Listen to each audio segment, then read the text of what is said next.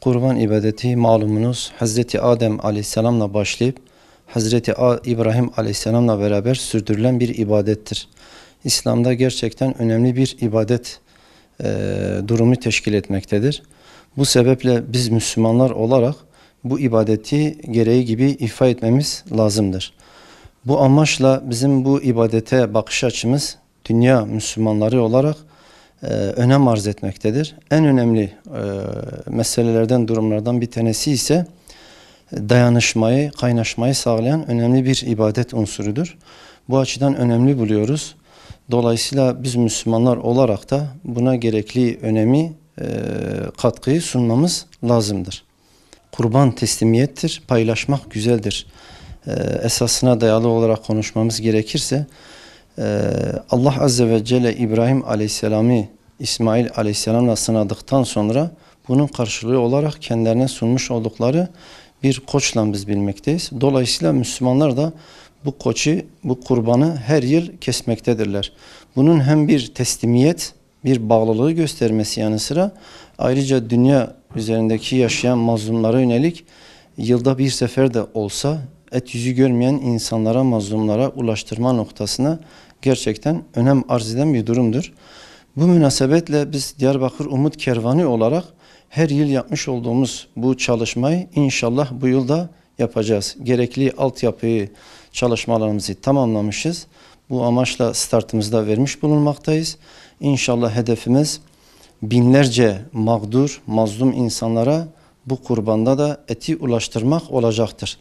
Bu noktada bize başvurmak isteyen iyilikseverlerle alakalı olarak belli bir yol bulunmaktadır. Bu evvela bize vekalet yolu vermek isteyen hayırseverlere söylememiz gereken, gerek doğrudan kurumumuza, derneğimize başvurmaları halinde vekalet yoluyla alabiliriz.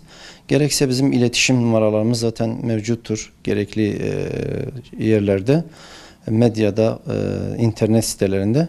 Bu amaçla gelip bize başvurmaları halinde vekaletlerini alırız.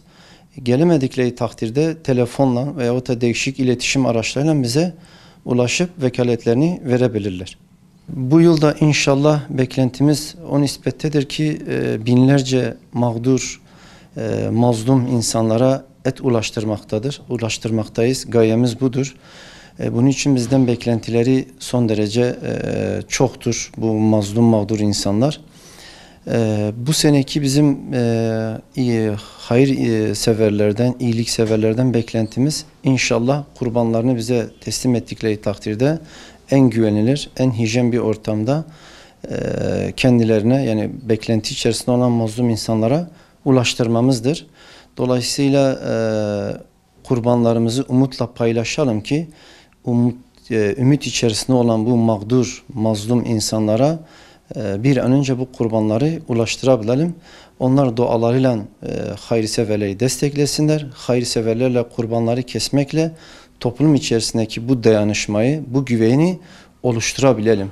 Kurban sadece boğazlamak değildir. Bunun altında yatan en önemli unsur İbrahim Aleyhisselam'ın yapmış olduğu duruştur, teslimiyettir. İsmail Aleyhisselam'ın ise ona karşı olan itaatidir. Bu anlamla, bu maksatla meseleye baktığımızda inşallah bunun anlamı daha iyi kavramamız söz konusu olacaktır. Bu münasebetle inşallah bu yılda elimizden geldiği kadar, biz Diyarbakır Umut Kervanı olarak elimizden geldiği kadar fakir ailelere, mağdur ailelere bu eti ulaştırmayı arzuluyoruz, istiyoruz. Bu hususta emeği geçen, şimdiden emeği geçen bütün hayırseverlerden de Rabbim razı olsun, hayırlarını kabul etsin inşallah.